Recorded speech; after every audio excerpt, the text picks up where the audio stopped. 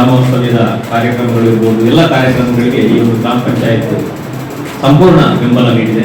ಎಲ್ಲ ಚುನಾಯಿತ ಪ್ರತಿನಿಧಿಗಳು ನಮ್ಮ ಜೊತೆಗಿದ್ದಾರೆ. ಅವರನ್ನು ಕೂಡ ನಾನು ವಿದ್ಯಾರ್ಥಿಗಳಿಗೆ ಸರ್ಕಾರಿ ಶಾಲೆ ಮಕ್ಕಳಿಗೆ ಪುಸ್ತಕ ವಿತರಣೆ ಕಾರ್ಯ ಮುಂದಿನ ಇವಾಗ ನಂಬಿಕೆ ಇದನ್ನು ಗುರುಮುಖ ಕಂಪನಿ CMD ಅವರು ಕಾರ್ಯಕ್ರಮಕ್ಕೆ ಭಕ್ತರ ನೀಡಿದ ಕಾರಣ ಮುಂದಿನ ವಾರ ಈ ಕಾರ್ಯಕ್ರಮವನ್ನು ನಾವು ಇಟ್ಟುಕೊಂಡಿದ್ದೇವೆ.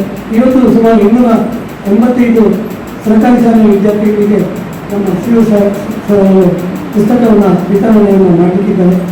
ನಾವು ಮಂಗಳೂರು ಪ್ರಸ್ತುತಿಗೆ KOC CMD ಅವರು ಬಂದಿದ್ದಾಗ ನಾವು ಮನವಿಯನ್ನು ಕೊಟ್ಟು ಈ ಸರ್ಕಾರಿ ಶಾಲೆಗಳಿಗೆ ಇವತ್ತು ಪುಸ್ತಕಗಳಿಗೆ ಸುಮಾರು 1 ಲಕ್ಷ ರೂಪಾಯಿ ಹಣ ಖರ್ಚಾಗ್ತದೆ. ಅದಕ್ಕೆ ತಮ್ಮ CSR ಫಂಡ್ ಮೂಲಕ ನಮಗೆ ನೆರವನ್ನು ಕೊಡಬೇಕೆಂಬ ಮನವಿ ಮಾಡಿದ ಇಂಡಿಯನ್ಗೆ ಮುಖ್ಯಸ್ಥರು ತುಂಬ ಸಹಕಾರವನ್ನು ಕೊಟ್ಟ ಕಾರಣ ಇವತ್ತು ಕುದುರೆಮುಖ ಕಂಪನಿಯ ಮೂಲಕ ಇಷ್ಟು ವಿದ್ಯಾರ್ಥಿಗಳಿಗೆ ಸುಮಾರು 430 ವಿದ್ಯಾರ್ಥಿಗಳಿಗೆ ಒಂದು ಪುಸ್ತಕಗಳನ್ನು ಕೊಡುವ ಒಂದು ಜವಾಬ್ದಾರಿ ಕುದುರೆಮುಖ ಕಂಪನಿ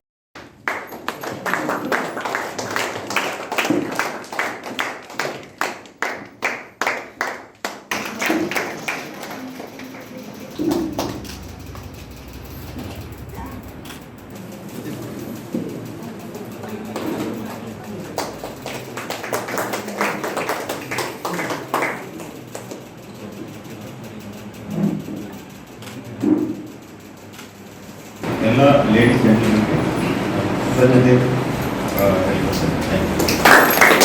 ಜವಾಬ್ದಾರಿ ಎಲ್ಲ ಶಿಕ್ಷಕರ ಮೇಲೆ ಇರುತ್ತೆ. ಸೊ ಅದರಿಂದ ನಿಮ್ಮ ಮಕ್ಕಳು ಅನ್ನುವಂಥದ್ದು ಏನು ನಮ್ಮ ಮಕ್ಕಳು ಹಾಗಾಗಿ ಅನ್ನುವಂಥ ಒಂದು ಭಾವನೆಯನ್ನು ಇಟ್ಕೊಂಡು ಯಾವ ಮಗುವಿನಲ್ಲಿ ಯಾವ ಪ್ರತಿಭೆ ಇದೆ, ಆ ಮಗುವಿಗೆ ಯಾವ ಒಂದು ದಾರಿಯನ್ನು ತೋರಿಸಿದ್ರೆ ಆ ಮಗು ತನ್ನ ವ್ಯಕ್ತಿತ್ವವನ್ನು ರೂಪಿಸ್ಕೊಳ್ಳಿಕ್ಕೆ ಸಾಧ್ಯ ಆಗುತ್ತೆ ಅನ್ನುವಂಥ ಒಂದು ಇದನ್ನ ನೀವೆಲ್ಲ ಇಟ್ಕೊಂಡು ಮಕ್ಕಳಿಗೆ ಸರಿಯಾದ ದಾರಿನಲ್ಲಿ ಕಲಿಸ್ಬೇಕಾಗುತ್ತೆ.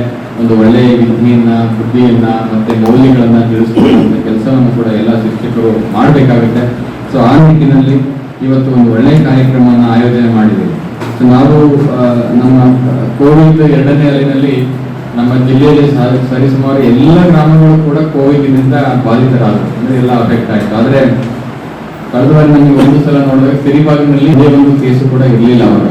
ಸೊ ನಮಗೆ ಯಾವುದೋ ಇಡೀ ಜಿಲ್ಲೆಯಲ್ಲಿ ಕೋವಿಡ್ ಇಲ್ಲದೇ ಇರುವಂತ ಗ್ರಾಮ ಯಾವುದು ಅಂತ ಕೇಳಿದ್ರೆ ನಮಗೆ ಸಿರಿಬಾಗಿಲು ಅಂತ ನಾವು ಎಲ್ಲ ಕಡೆ ನಾವು ಹೇಳ್ತಾ ಇದ್ದೀವಿ.